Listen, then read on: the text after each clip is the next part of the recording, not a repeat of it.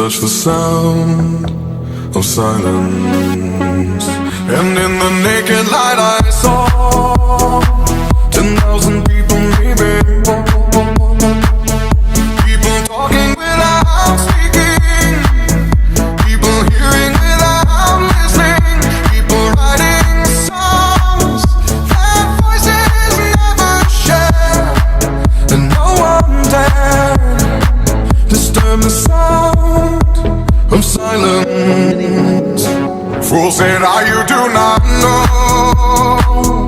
Silence like a cancer grows. Hear my words and I might teach you. Play my arms and I might reach you. But my words, like silent raindrops, fell